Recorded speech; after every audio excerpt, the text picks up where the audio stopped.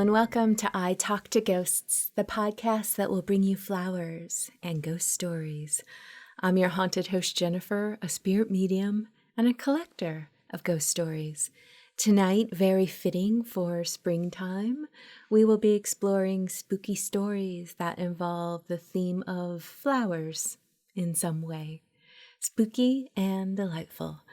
And then join me for a new in-studio medium reading for my podcast guest.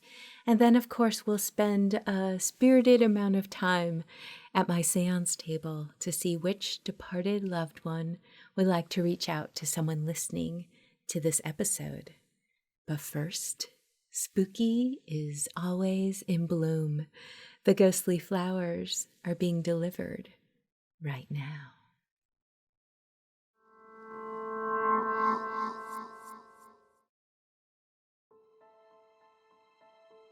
Last winter, my wife passed away after a brief stay in the hospital, and the medical staff insisted that I spend the night in the hospital due to my own medical issues.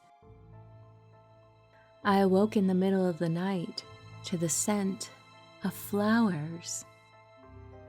I called a nurse to my room, and she indeed smelled flowers as well.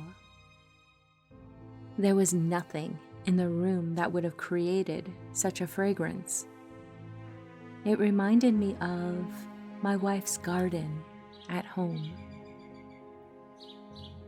The second time a mysterious occurrence happened was at her funeral service.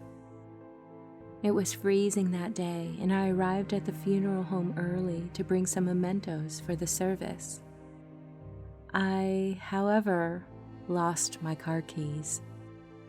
By the time I discovered this, the facility was locked and no one was around.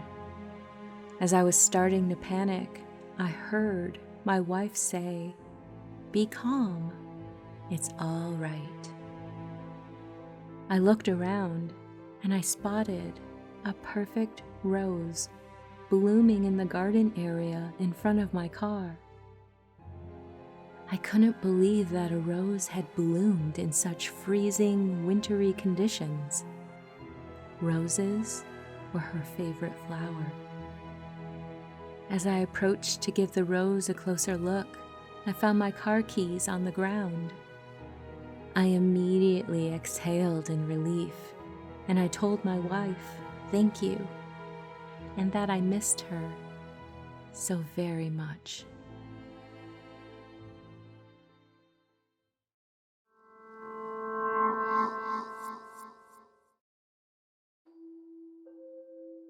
My grandmother passed away last year.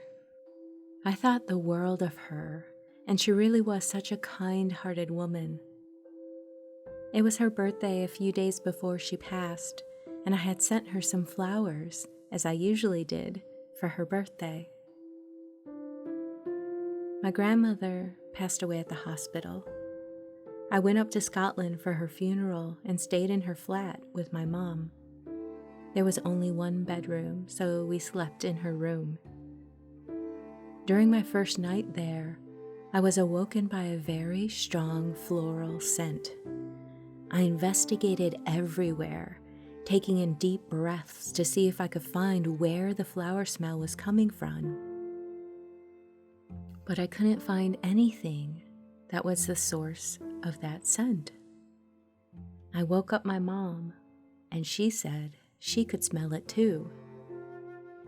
Eventually, I went back to bed. As I lied there, a cold sensation that turned warm traveled up my right arm, over my chest, and then disappeared. The experience lasted for 5 or 10 minutes. I wasn't scared, I just lied there, feeling comforted, and then fell asleep. The smell came back again, waking me up just as strong as before. I searched everything. There was nothing in my grandmother's bedroom that could have given out that smell. I saw it as my grandmother was comforting me, and I hoped that that was it. In the morning, I spoke about my experience again with my mom, and my aunt when she arrived for a visit. My aunt then produced a bottle of my grandmother's perfume that she had taken to the Chapel of Rest the day before, and she told me she had sprayed it on my grandmother while viewing her body. I had never seen this bottle of perfume before. I sprayed the perfume, and it was the same floral smell that kept waking me up. My family took great comfort in this. It was almost as if my grandmother was saying thank you, and that she was at rest now. I found the whole experience very comforting. It helped me in my grief. It was like she wanted to say goodbye and wanted me to know she was there for me. I had never really believed in anything like that before.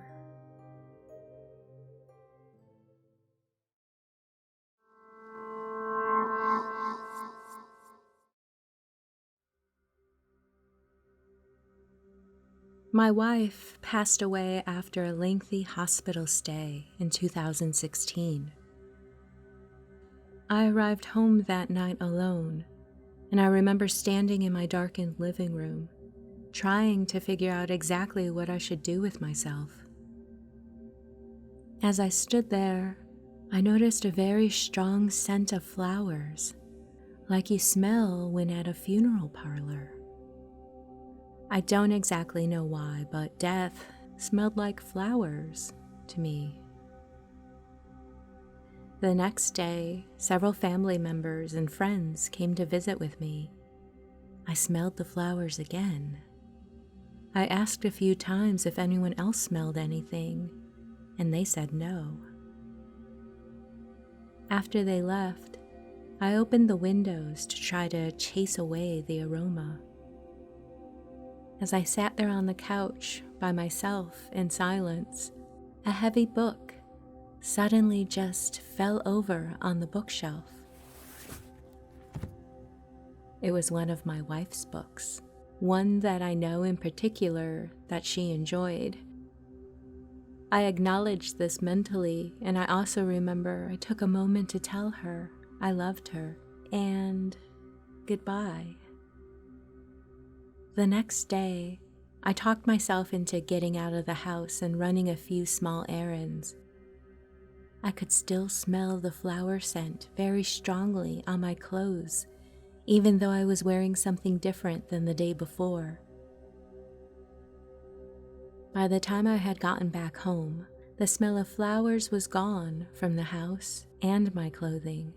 I have not had any other strange happenings. So I believe my wife crossed over and is at peace wherever she is. But to this day, I don't like the strong smell of flowers.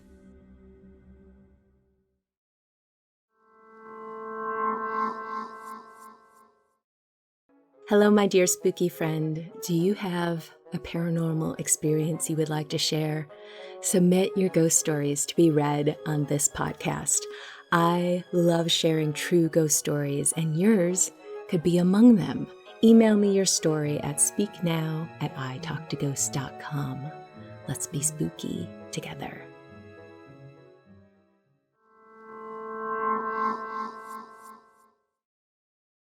Hello and welcome back to I Talk to Ghosts. My guest this evening is Christina. Christina, welcome. How are you doing? I'm doing great. Thank you for having me. Thank you for being here. I know I thanked you profusely already, but I sincerely mean it.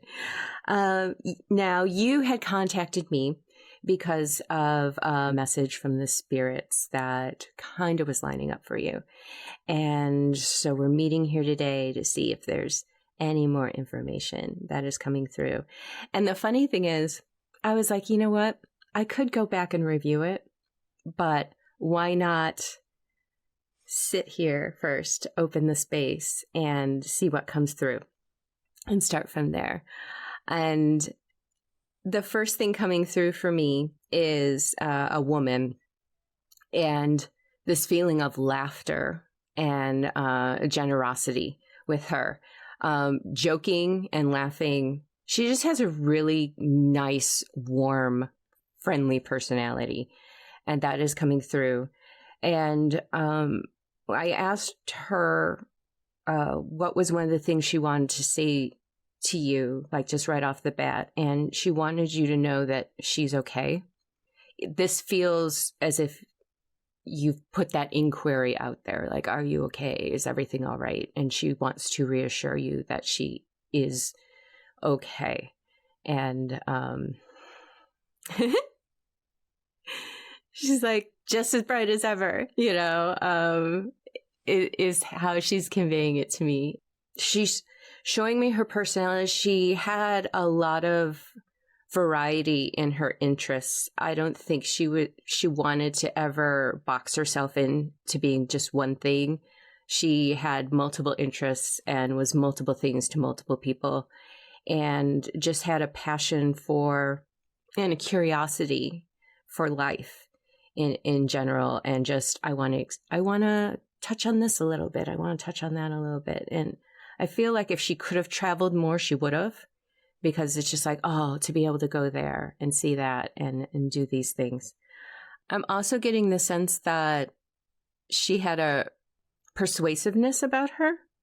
Like, I wouldn't be surprised if there could have been a joke like, wow, you could have been a lawyer, that sort of thing. So let me stop right there. Can you connect this as being your friend? Yeah, it does. Does the persuasiveness part line up? Oh yeah, she could talk me into just about anything. And it wasn't always the greatest plans, Yes. There's this part of she knew how to navigate and persuade to get what she wanted in life. And there's this bubbly side to her personality. But let me ask you this. She's also bringing up some drama and some argumentative things. It is, in fact, she brought that up a couple times, like, make sure you bring this up, make sure you bring this up. Can you talk about that a little bit? Just teeny bit? We were inseparable as teenagers. We were like, if we ever went anywhere and we weren't together, everybody was always like, where's the other person? Yeah. But then as we got older and our paths kind of separated, we had a huge falling out. Okay, that's why she was bringing it up. She's saying she was an emotional person, right? Yeah. And when the emotions stir up, things can be said that probably shouldn't be said, just hurtful things. Does that make sense? And I think she wants to bring that up to acknowledge and apologize for that. It was really, really hurtful, like bruising, hurtful. And that's the sort of thing that lingers and that's really hard. She's acknowledging that it would have really benefited her to know herself better, what it was that triggered that emotional inferno in her, She really wishes that she had had the time to figure all that out and not be so disruptive with that. Does that make sense? Yeah. When we would argue, she would, things that I'd told her in confidence, not the Weaponize proudest moments of my life, she would throw those back in my face, and it hurt a lot. Yeah. And then she would leave and not talk to you? Yeah. It was hard to resolve that. Yeah. Uh-huh. Because then it's like you're left with this, and I'm not feeling apologies here. I'm feeling empty space, like just this hole. Yeah. Yeah, she didn't apologize for those things. Yeah. She just left, and then you're left to fix it yourself. Yeah. And I think, oh gosh, she is so sorry that you were left with all of that. And She just wants to give you a big hug and say that she's sorry. It was really hurtful, but if you can understand the hurt she had in herself. Yeah. She had a rough life growing up, and I know that affected her a lot. Yeah. Yeah. I hope that can soften it for you a little bit, that you can understand where it all came from, and that there's a lot of apologies here. She is regretful that you weren't able to have the time to work through all of that, because your friendship meant the world to her, and it did. Your presence in her life, she's saying it brought out who she was meant to be, and it wasn't fair to put that on you, to hurt you in that way. It's like you made her better, and then she gave you the worst part of herself. There's a sense of shakiness with her. Can you speak to that a little bit? The only thing I could think of is she was diabetic, and she didn't take the best care of herself. So I could see if her blood sugars were not under control. Yeah. She's sharing this feeling of like the floor dropping out from under her sometimes. And I think she had a lot of anxiety too. Mm-hmm. Was she a little bit older than you? Just a teeny bit? We always used to joke about it. She was 11 days older than me. Yeah, like you're the little sister, because she's older. Yeah. 11 days.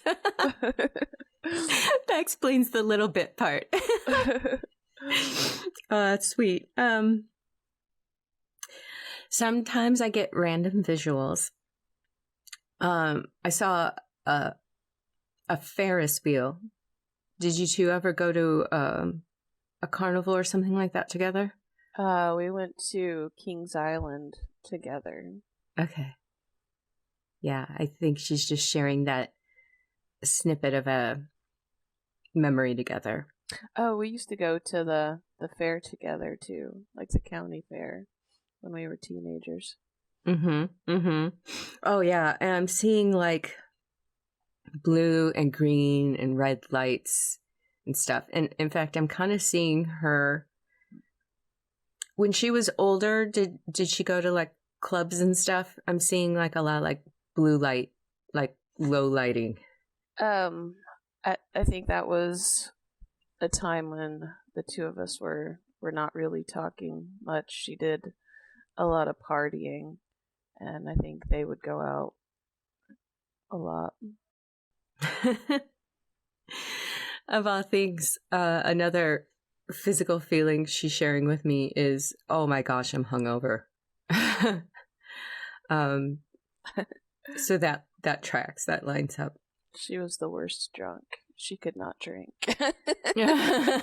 She always got sick. Yeah. It's this feeling of, oh, what did I do? Why did I do it?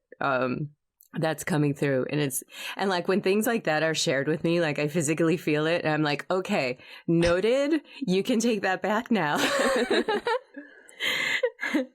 Let me see.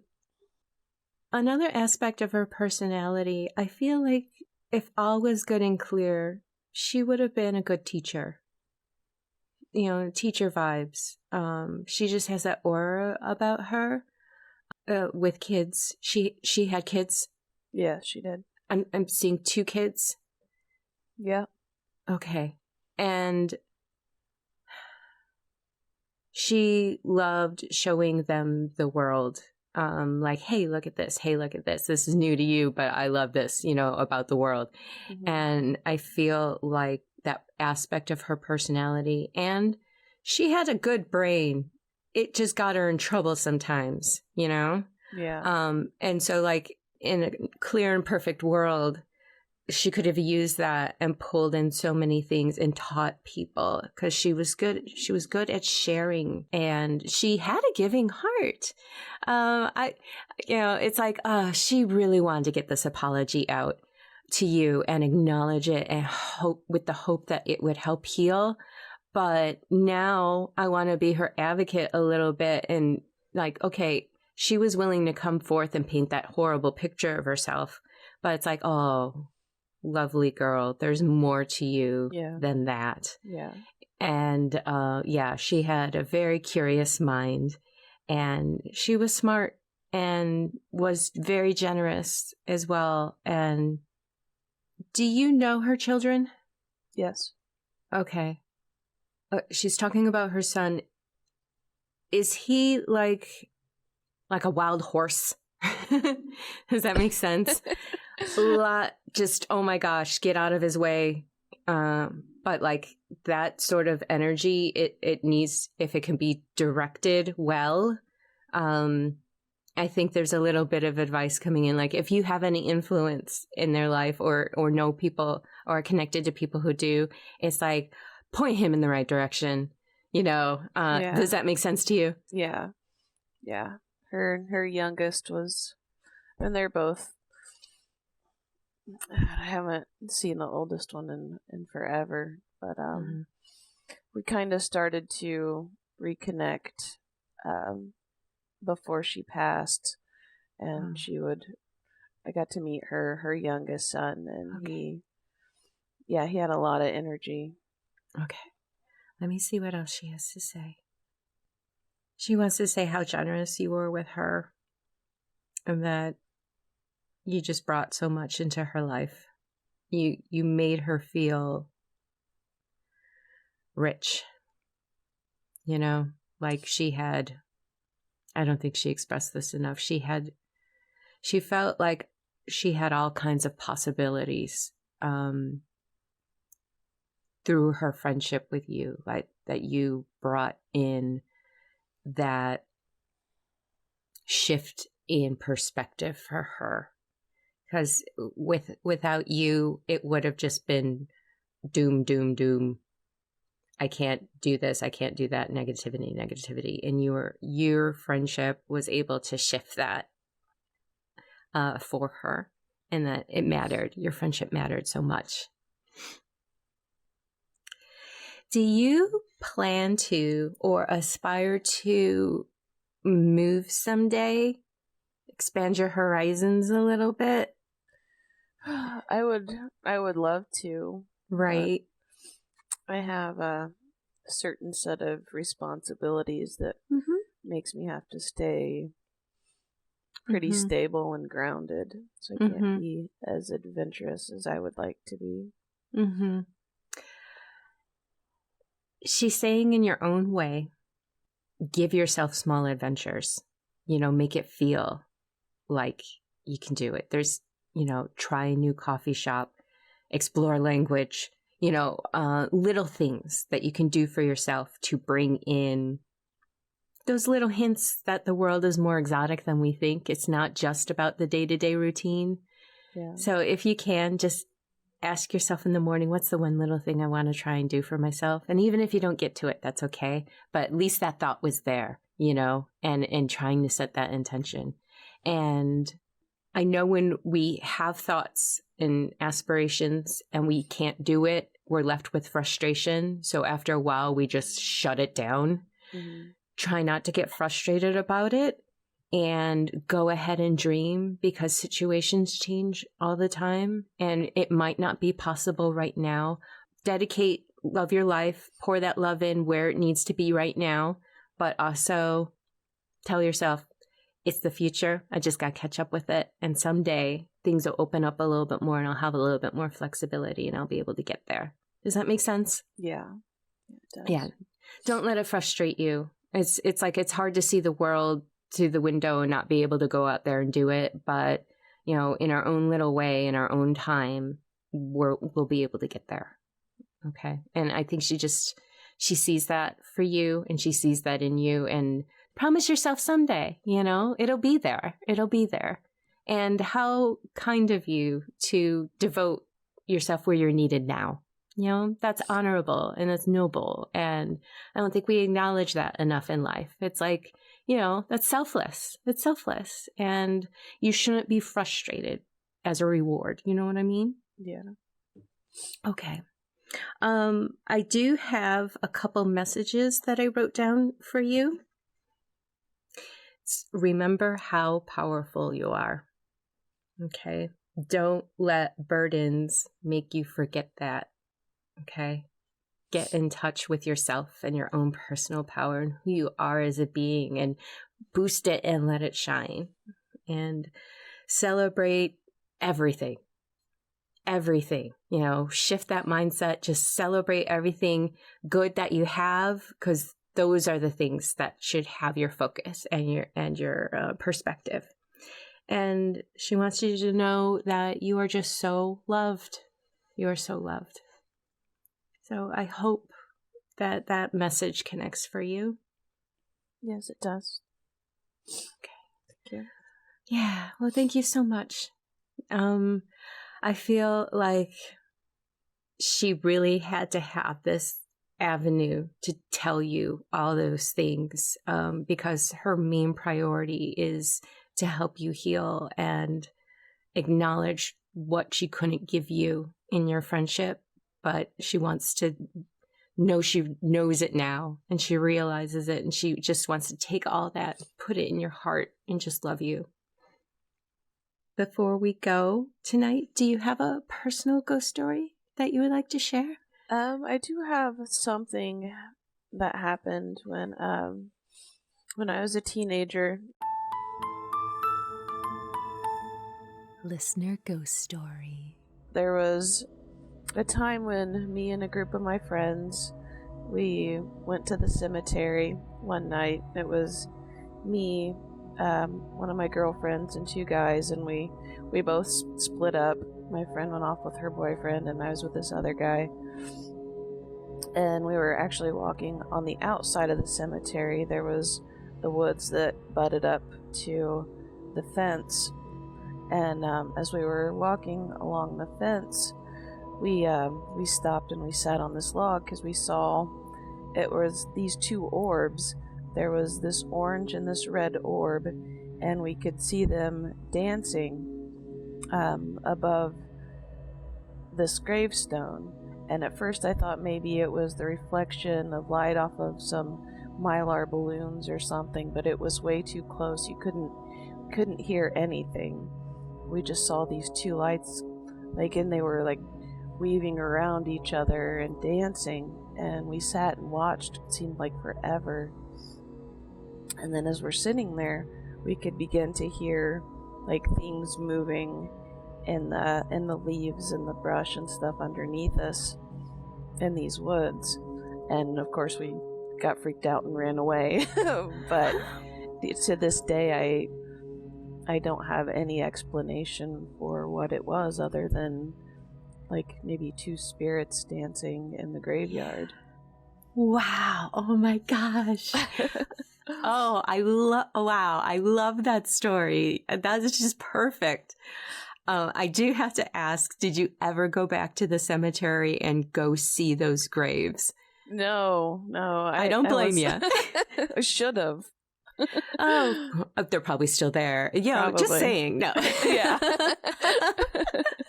Oh my gosh, thank you. That is a wonderful story. I just love the details completely. Thanks again for everything. This has just been wonderful to talk to you. And again, thank you for trusting me to share this with you. It's personal and important. You know what I mean? Yeah. All right. So thanks again. Thank you.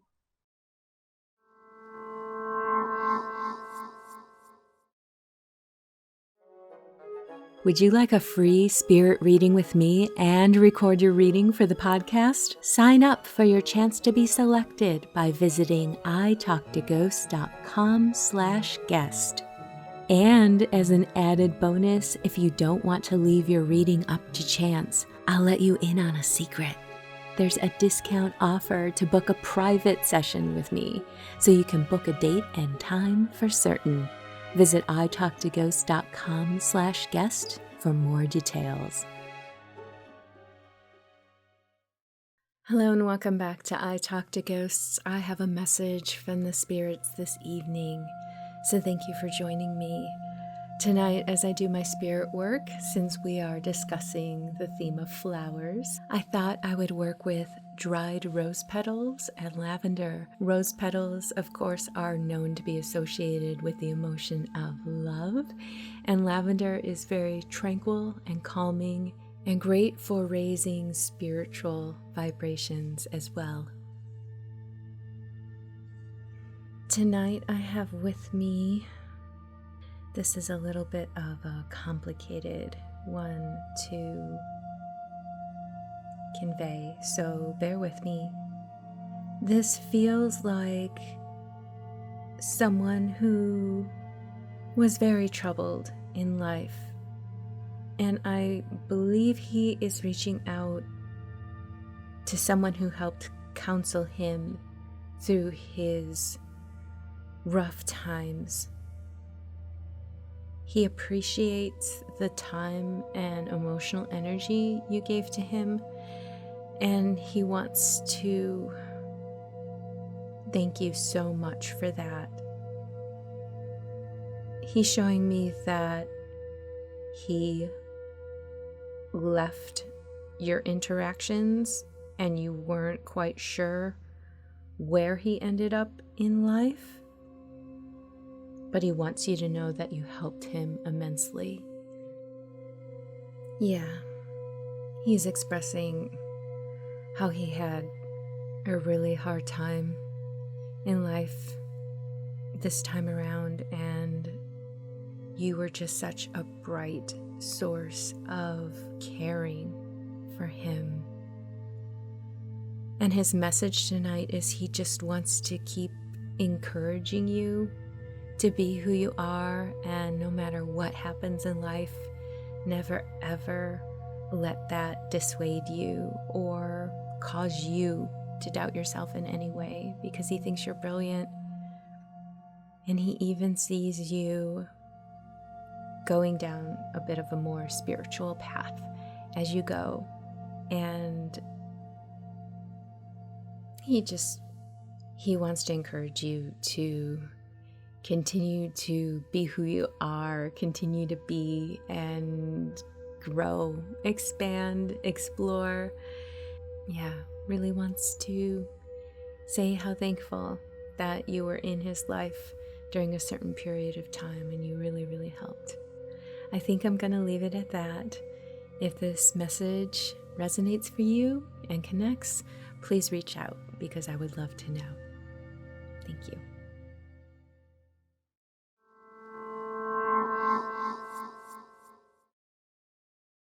Before we part ways into the shadows this evening, I'd like to give a spooky shout out to my Patreon supporters. If you'd like to be included in this monthly thank you, I'll tell you how in a minute.